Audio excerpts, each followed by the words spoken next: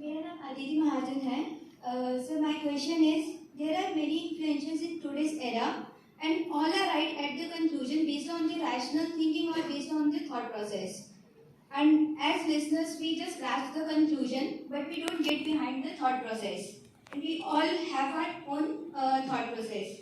Then, how do we conclude that whatever we are absorbing from their conclusions, we are taking the right track rather than being simply influenced by them?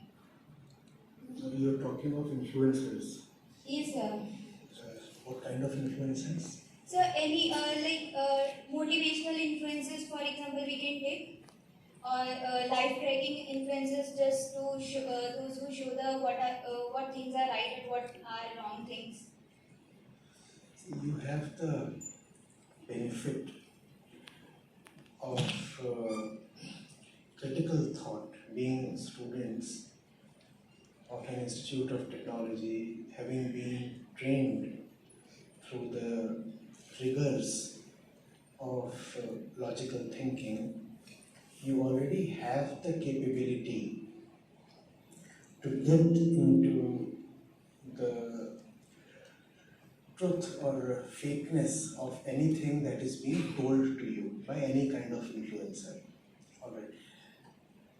If there is a problem in physics, mathematics or engineering in front of you, and somebody offers you a particular solution, do you just go to the last step and accept the conclusion?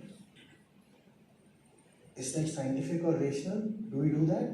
No, we don't do that. What do we do? If a conclusion has been offered to us, the conclusion is the last thing we focus on. What do we focus on? We focus on the process.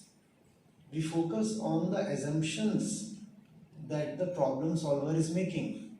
Have you started, for example, with a hypothesis?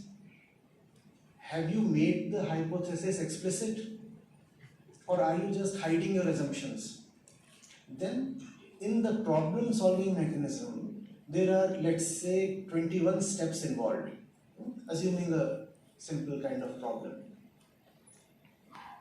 Is each step of the problem logically related to the previous and next one? Or is it so that step number 12 is disconnected to step 11 and something totally unrelated comes up at step number 13 and we accept it?